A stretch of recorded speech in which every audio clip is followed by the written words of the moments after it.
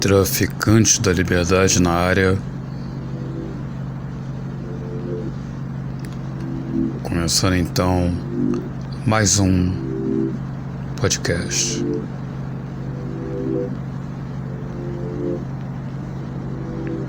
Com electronic music, chill music, saxophone vibes, Paris underground.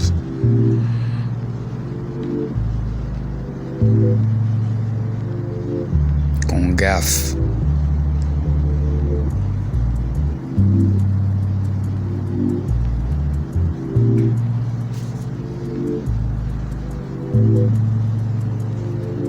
E como é que é o podcast? Bem, cada um tem o seu estilo, sua maneira de se expressar, seus formatos, suas ideias, quer pôr em prática. Por aqui a gente tenta fazer aquilo que mais ou menos todo mundo faz, que é aproveitar para imprimir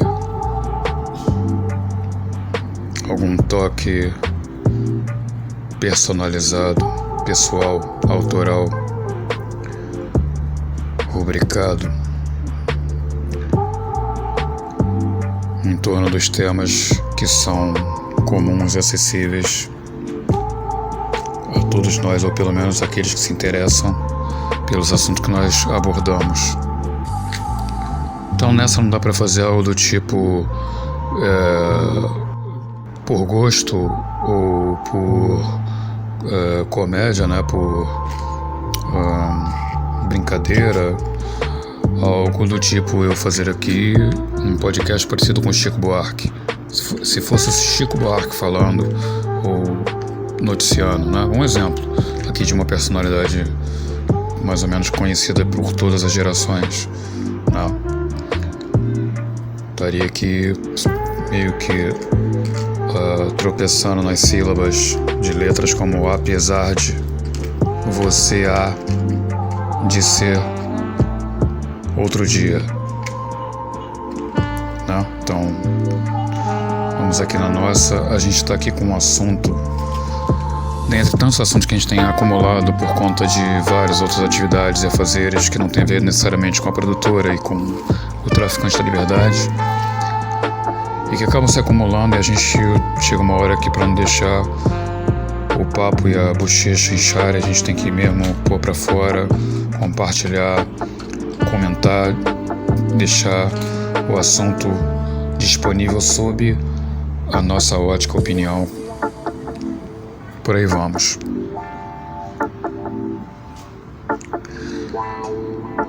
O assunto, na verdade, são dois assuntos que são, na verdade, juntos são uma atualização das questões de segurança pública no Rio de Janeiro, já após a fase que nós tivemos muito recente de verão, com vários focos de incêndio, problemas de abastecimento também por conta de manutenções que vão perdurar aí por décadas na cidade, mas enquanto são feitas, causados por problemas emergenciais ou por manutenções necessárias para se evitar colapsos futuros. Esse verão foi um verão em que o calor comum na cidade, na região sudeste, durante essa estação, nos exigiu outras atenções com relação ao abastecimento da própria água, com relação à estiagem, que durou quase todo o verão, desde que nós entramos em 2025, e com relação aos eventos climáticos que propiciaram focos de incêndio também nas nossas florestas, principalmente aquelas que são localizadas nas montanhas. Então, voltando ao nosso cotidiano habitual e indesejado, né? Que é a eterna confusão entre cidadãos, forças de autoridade e de segurança, seja militar ou não, contra o crime organizado. Bem, e nós notamos aqui que ao nós irmos nos ater às áreas que neste momento estão sendo mais combatidas ou focadas pelas forças de segurança, mais coordenadas ou não entre si, nós encontramos aqui, conforme publicamos ontem, um perímetro que, apesar de ser muito extenso em área, que poderia nos dar mais um motivo para desmotivações, para não acreditar que seja possível nós um dia revertermos esse quadro que junta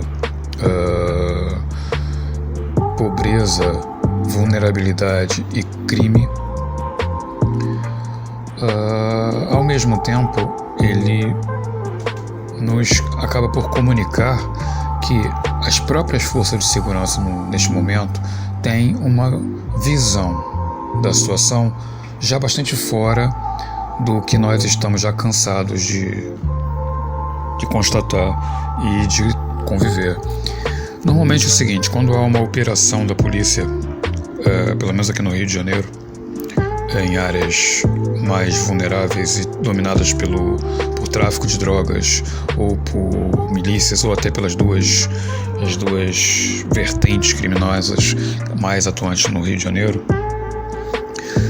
normalmente é feita uma abordagem de alguma forma, mais armada, menos armada, com meios aéreos também ou não, em uma determinada comunidade por determinadas entradas. Então, tenta cercar alguma área onde o crime está a ocorrer, mas circunscrito àquela região, àquela comunidade, àquela favela, se for o caso. Neste momento, nós temos exatamente a mesma coisa, mas acontecendo em 4 pontos, conforme eu falei, que forma esse perímetro em formato quase é um quadrilátero, né? Que vai entre a Cidade Alta, que fica ali na zona norte do Rio de Janeiro, já nas saídas do município em direção à rodovia Washington Luiz, a Rio Petrópolis, né, que vai dar tanto na região serrana, Petrópolis, como em Duque de Caxias, e também na Ilha do Governador, onde estão, dentre vários outros quartéis militares, por exemplo, o Aeroporto Internacional do Rio de Janeiro. A outra ponta vem bater aqui na saída de Jacarepaguá para a Barra da Tijuca, na região ali onde estão as comunidades do Gardênia e de Rio das Pedras.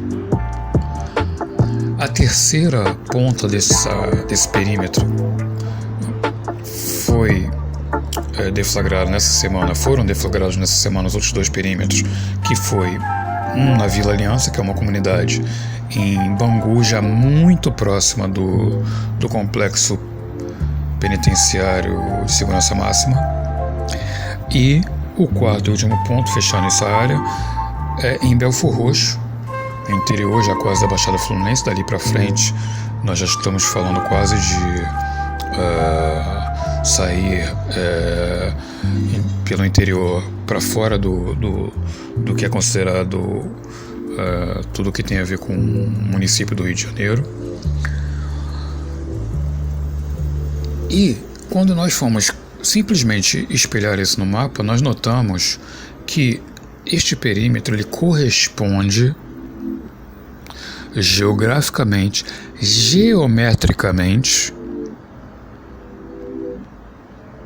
e também em termos de calendário, né, está acontecendo agora, tem acontecido nas últimas semanas, assim como ocorreu recentemente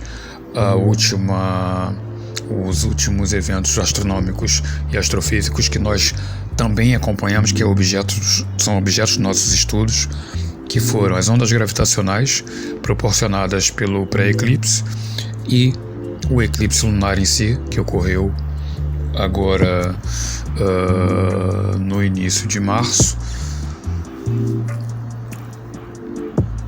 porque eles simplesmente se encaixam um no outro, ou seja, esse perímetro formado pelas 4 áreas de atuação atualmente da Polícia Federal e a área onde percorreu a onda gravitacional que nós estivemos acompanhando. E aqui nós temos um grande problema elucidativo, talvez até cooperativo, porque quem delimitou essa área foram as forças de segurança. Eu apenas fiz o traçado entre as 4 áreas para visualizar isso. Portanto, se há alguma consciência e estratégia nisso, isso é mérito das forças de segurança, nem sequer são das facções que estão sendo combatidas, porque elas são facções, inclusive rivais, portanto não estão neste momento, então não estamos aqui vendo as coisas pela ótica das facções e sim pelas forças de segurança, ok? E ao encaixar isso com os gráficos de performance das ondas gravitacionais, que de maneira mais factual estiveram sendo constatadas também pelos incêndios florestais que ocorreram e pelas áreas onde estavam acontecendo mais esse tipo de focos de incêndio, isso espelhado vai apontar para um lugar muito próximo de onde estão um desses pontos de atuação das forças de segurança e para onde convergiram, em termos de direção, as ondas gravitacionais ao mesmo tempo, que é o vulcão, o grande vulcão que há no Brasil, entre os pouquíssimos que há no Brasil, todos inativos. O outro dele encontra-se no estado do Rio Grande do Norte, mas são tão antigos, estão há tanto tempo inativos, que pouquíssima gente até dentre os próprios fluminenses sabe que em Nova Iguaçu, próximo à comunidade da Vila Aliança em termos geográficos, porque é ali naquela montanha logo ali, aquele maciço que é ali por trás da Vila Aliança, Santíssimo, Realengo, que do outro lado pega Nilópolis, Mesquita e principalmente Nova Iguaçu. No topo desse monte havia um vulcão, uma cratera, o que vai jogar-nos com um problema que nós costumamos ter perante rascunhos de teses de bacharelato, de mestrado ou quem sabe de doutorado. Porque nos jogou para uma coisa do tipo: os efeitos psicossociais das ondas gravitacionais no Rio de Janeiro. O que parece um rocambole, uma colcha de retalhos teórica e também disciplinar, mas, assim como o gráfico nos fez parar para, pelo menos, ver que o desenho era igual, tanto da direção das ondas gravitacionais como da área de atuação da polícia, como nos faz refletir sobre o porquê não há relação. Se nós, enquanto seres vivos, assim como todo o restante da natureza, estamos interligados com tudo que acontece em termos materiais ou não no nosso planeta. Será que há efetivamente uma força natural que justifica até um pouco o termo Comando Vermelho, por exemplo? Que pode ser um nome de batismo vulgar, sem nenhuma grande intenção, a não ser, por exemplo, cromática, da cor vermelha. Ou se até tem ainda que não consciente, uma ligação, por exemplo, ao infravermelho, que é um dos espectros da luz mais raros, porque é o último espectro da luz antes dela ser eclipsada. De todo o degradê que a luz passa, de espectros que são visíveis, por exemplo, no arco-íris, o vermelho é a cor da última centelha de luz antes de um apagar de luzes. É aquilo que nós, em termos visuais, como seres humanos, conseguimos enxergar de mais longe na trajetória da luz.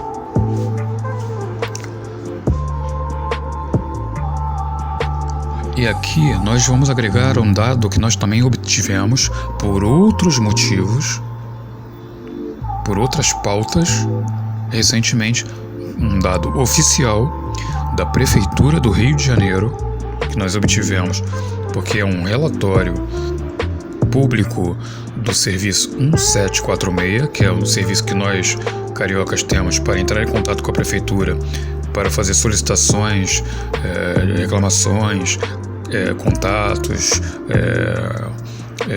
ser atendido pela ouvidoria, etc., que nos informa o seguinte: quem conseguir visualizar aí o mapa que nós publicamos ontem do Google Maps do Rio de Janeiro, com uma área com traços em verde desse perímetro que nós estamos tratando aqui, que é abrangido pelas forças de segurança nesse momento, no combate ao crime organizado e ao tráfico de drogas, facções, milícias, etc., boa parte desse território é ocupado pela Zona Norte do Rio de Janeiro. Ok? Isso é um fato. E, neste relatório da Prefeitura, a Zona Norte do Rio de Janeiro lidera no número de pedidos de podas de árvores à Prefeitura do Rio de Janeiro. Só a Zona Norte que faz isso? Não. Nós temos outros números alarmantes sobre o mesmo tema, poda de árvores, e que não são necessariamente na Zona Norte. Agora, na Zona Norte nós temos dois problemas aí. É que além dos próprios moradores serem os que mais ligam para a Prefeitura para solicitar esse tipo de poda de árvores, é a Zona Norte que mais sofre com o desmatamento por conta de crescimento de comunidades e favelas dentro do nosso município, digo. Então aqui há mais uma relação. Por quê? O que faz o clima no Rio de Janeiro neste momento ser mais danoso em termos de aumento da temperatura na cidade e da escassez de chuvas é e será durante um bom tempo a falta de replantio de árvores. Por experiência própria, nós tivemos aqui vivendo o drama do combate de focos de incêndio no Parque Nacional da Tijuca, aqui junto ao lado de Jacarepaguá. E nós vimos o quanto é importante o impacto da vegetação para conter a incandescência dos morros na época de verão no Rio de Janeiro. Quando os morros são carecas e fazem esse tipo de conjunções de fatores climáticos que podem causar até incêndios, o calor e os focos de incêndio se espalham com muito mais velocidade e alta temperatura. Então, como é possível ignorar a convergência de tantos fatores que comprovam que uma parcela considerável da nossa população está trabalhando espontaneamente para o aumento de temperatura na cidade.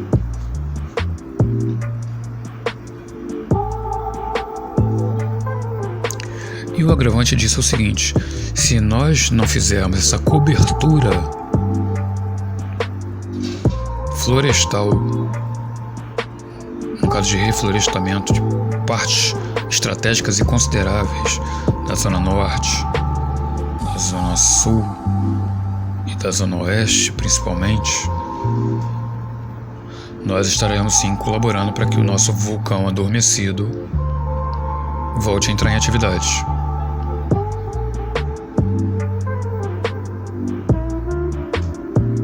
Essas são as nossas observações sobre questões do dia, fatos, notícias, informações, operações, mapa, meteorologia, astronomia, segurança pública.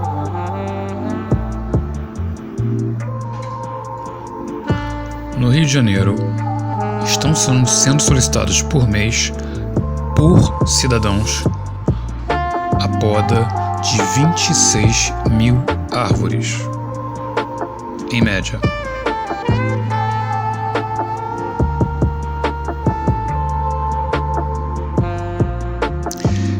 26 mil árvores, vamos colocar aqui por CPF, 26 mil cidadãos pedindo poda de árvore, quando o conhecimento geral sobre o assunto, botânica,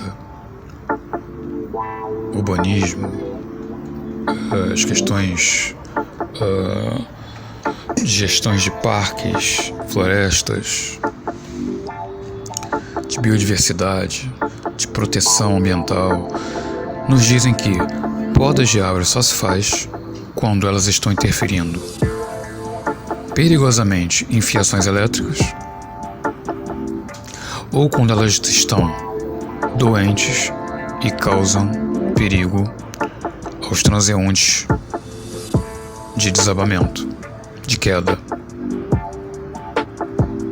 Elas podem estar afetando muros, podem estar afetando calçamentos também, e normalmente isso é tratado como um motivo de replantio, não como um motivo de corte, de extração de árvore. Então, como é possível que nós estejamos solicitando o corte de 25 mil árvores por mês, se aqui eu vou dar uma média estimada, se com um quinto dessa quantidade de árvores, nós enchemos, por exemplo, o Parque Guinle,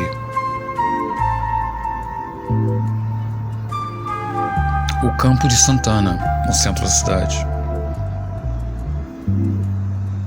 A gente não pode cortar 5 campos de Santana por mês no Rio de Janeiro. Não há árvore para isso. Mas há pessoas pedindo isso.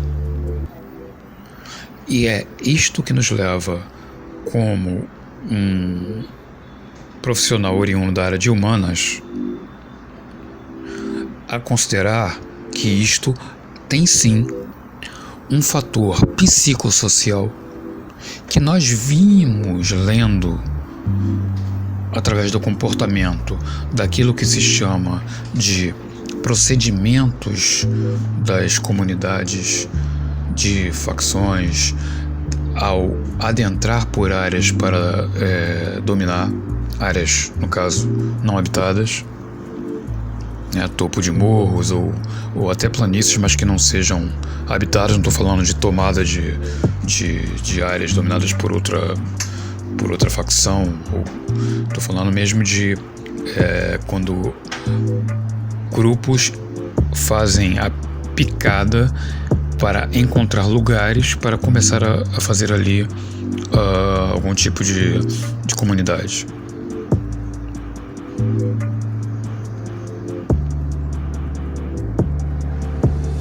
Há sim algo natural, forças que atuam na natureza por conta de reações climáticas, por conta de tendências de, por exemplo, volta da atividade de um vulcão. Isso interfere no nosso inconsciente coletivo, isso interfere na nossa percepção. A natureza tem forças que superam as nossas consciências e capacidades racionais. Sim, nem sempre, né, nós como seres humanos temos que dominar-nos a nós e também a natureza que nos cerca, mas ela nos influencia e muitas vezes até de maneira impositiva, nem que seja com a sua reação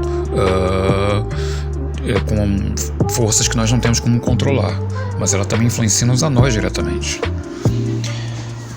Então é preciso nós constatarmos que há essa tendência e levar as pessoas a terem a consciência disso para considerar se é isto realmente que elas querem, além daquilo que elas estão fazendo por isso de maneira inconsciente. Nós queremos que o Rio de Janeiro seja destruído por lavas de vulcão que volte a entrar em erupção, ou sendo otimista dentro desse projeto que o ar fique completamente irrespirável por conta de toneladas de fumo presos em canais vulcânicos durante séculos voltem a tomar os céus do município, obrigando-nos a viver sob condições sub-humanas em termos ambientais? Eu acho que é melhor começar por não pedir para cortar árvores. Não estou nem falando de cuidar das árvores da sua calçada, do seu bairro, da sua praça. Eu estou falando só de não aceitarmos 26 mil pedidos por mês de podas de árvore dentro do município, que tem parques exaltados e super bem cuidados, como os dois citados, que tem no máximo 1/5 dessa quantidade de espécimes vegetais. Ok? Valeu.